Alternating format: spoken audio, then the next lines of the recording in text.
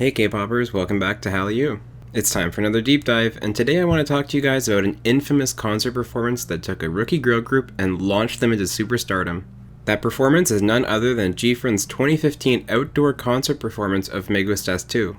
At the time, I'm sure GFriend thought this performance was going viral for all the wrong reasons, but as we'll see, it made global headlines and got them a ton of exposure. We're going to discuss some background on GFriend to get an idea of their situation when this all happened. We're going to talk about the concert and what happened to the group, and finally talk about the after effects of this viral performance. So without further ado, let's dive right in. Let's start by rewinding back to January 15th, 2015. Source Music, an unknown label at the time, debuted the girl group GFriend with Season of Glass, a mini-album with the title track Glass Bead. It had relatively strong success for a new group at the time, with the album debuting at number 12 on the Gaon Weekly Music Chart. Billboard also included GFriend in their top 5 K-pop artists to watch in 2015. Part of this early success they had was actually the nostalgic feel their debut song had compared to Girls' Generation's debut Into the New World. Many people noted that the melody is quite similar in parts, and of course the legendary high kick near the end of Into the New World is also emulated in GFriend's choreography. Take a look and you'll see just what I mean.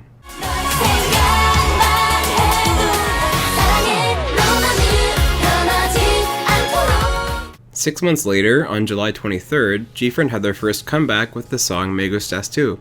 Once again, they enjoyed a commendable increase in album sales and charting performance, but they weren't really quite able to break out. By mid-2015, there was a large influx of girl groups, including Oh My Girl, Lovelyz, Red Velvet, and Mamamoo, just to name a few. So while GFriend was experiencing some popularity, they certainly weren't standing out in the crowded girl group scene at the time. They did have a lot of potential though, and even Girls' Generation member Sunny recognized this in an interview with them for MBC Radio. She said that she thought GFriend would be the second Girls' Generation, and she saw a lot of similarities between SNSD rookie era and GFriend's. With all that potential, all GFriend needed was a spark to ignite their careers, and for better or for worse, they got it with this performance. On September 5th, 2015, SBS Radio hosted an outdoor concert for car manufacturer Hyundai. Hyundai was promoting its new eco-drive technologies for fuel-efficient cars, and so it sponsored the concert. Unfortunately, the weather took a turn for the worse. Heavy rain set in before the girls took to the stage, and the organizers did not take precautions or cancel the event. With a rookie girl group and a new agency, no doubt safety considerations were not top of mind for the event staff. It's a sad reality, but we've unfortunately seen this time and again even since this performance, most notably perhaps with Red Velvet's Wendy and her horrific rehearsal injury. But that could be a whole other deep dive, so let's get back to GFriend. As you can see, the performance was also in the evening with practically no daylight left. The stage is soaking wet and slippery with puddles of water everywhere. You can even see Shinbi trying to kick pooled up water away from where she's about to kneel to start the song. To add insult to injury, if you look closely, you can actually see there are huge moths everywhere. I've outlined just a few of them on the screen for you guys, but if you watch throughout this performance, you'll see they're a real problem on their own. With all of these hazards, the odds were stacked against GFriend, and the inevitable did happen. I've put together a compilation here of all the slips and falls throughout this performance for you guys, just to see how dangerous and difficult it was for them to perform their choreography that night. And in case you don't believe these falls are hard, listen carefully to the audio, and unfortunately you can even hear the girls hitting the stage in almost every case when they fall.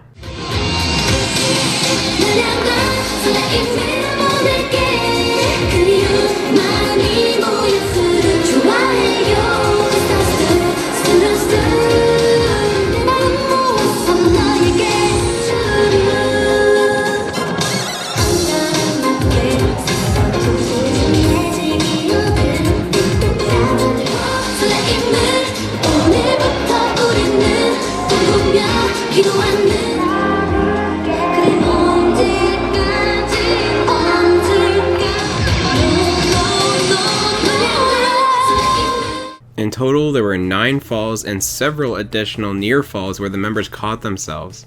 Yuju had the worst of it, with 8 falls just for her.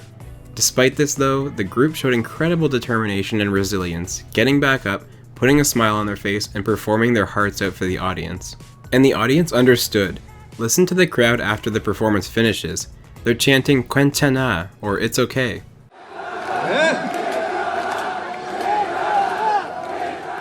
They acknowledged the unenviable situation GFriend was put in, and that it was not their fault in the slightest. You can also see So-won stepping up as a leader of the group after the performance, and though visibly angry at what was just allowed to happen to them, she makes sure the girls get off the stage quickly.